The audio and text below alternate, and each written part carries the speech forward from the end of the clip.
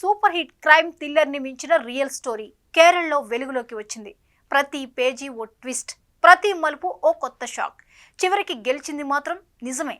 సూటిగా చెప్పాలంటే ఒక సాధారణ ఇంటి గొడవలా మొదలైన కేసు 5 రోజుల్లోనే కేరళ పోలీస్ శాఖను కుదిపేసింది. దేశవ్యాప్తంగా చర్చకు దారితీసింది. గొలుసు దొంగతనం కేసులో పోలీసులు పని మనిషిని ఫిక్స్ చేశారు. కానీ నిజం బయటపడిన తర్వాత ఎస్ఐ నుంచి ఏఎస్ఐ వరకు మొత్తం స్టేషన్ కుదేలైంది.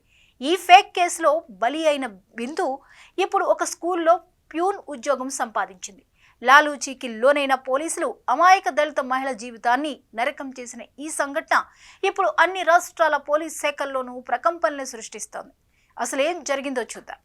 ఏప్రిల్ 18, 2025 శుక్రవారం కేరళలోని పేరూర్కడలో యజమాని వమన తన గదిలో బంగారు గొలుసు కనిపించలేదని హడావిడి చేసింది.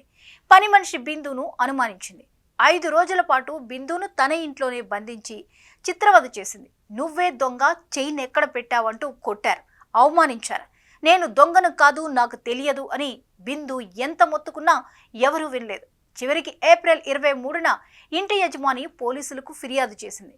పేరూర్కడ పోలీస్ స్టేషన్లో ఈ ఫిర్యాదు నమోదైంది. SI SJ Prasad, ASI Prasan Kumar రంగంలోకి దిగారు. బిందును స్టేషన్కు తీసుకువెళ్లి 20 గంటల పాటు విచారణ పేరుతో నరకం చూపించారు. దాహం వేస్తుందంటే నీళ్ళివ్వలేదు, ఆకలిస్తుందంటే తిండి పెట్టలేదు.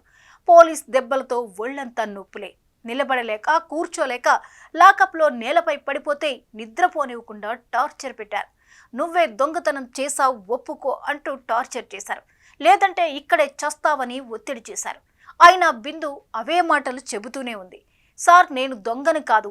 చివరికి ఆమెను బలి చేసేలా కేసు పెట్టారు. కానీ ఇక్కడే సంచలన ట్విస్ట్.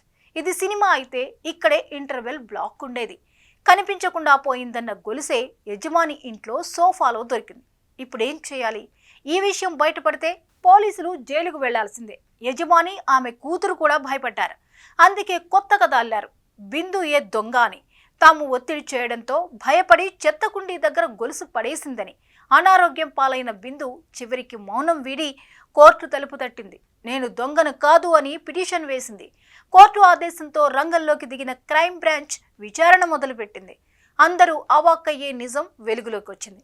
అసలు దొంగతనమే జరగలేదని తేలింది. ఇంటి యజమాని వమనాకు మతిమరుపు సమస్య ఉందని, గొలుసు సోఫాలో పెట్టి మర్చిపోయిందని క్రైమ్ బ్రాంచ్ నిర్ధారించింది. ఒక అమాయక దళిత మహిళను దొంగగా ముద్ర వేసిన పోలీసులు చివరికి తామే నేరస్తులయ్యారు.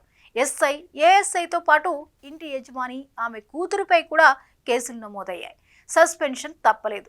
బిందు జీవితాన్ని నరకం చేసిన వాళ్ళు ఇప్పుడు చట్టం ముందు దోషులుగా నిలబడ్డారు. బిందును రక్షించింది చట్టమే కాదు, నిజమే. ఆలస్యమైంది కానీ గెలిచింది మాత్రం నిజం.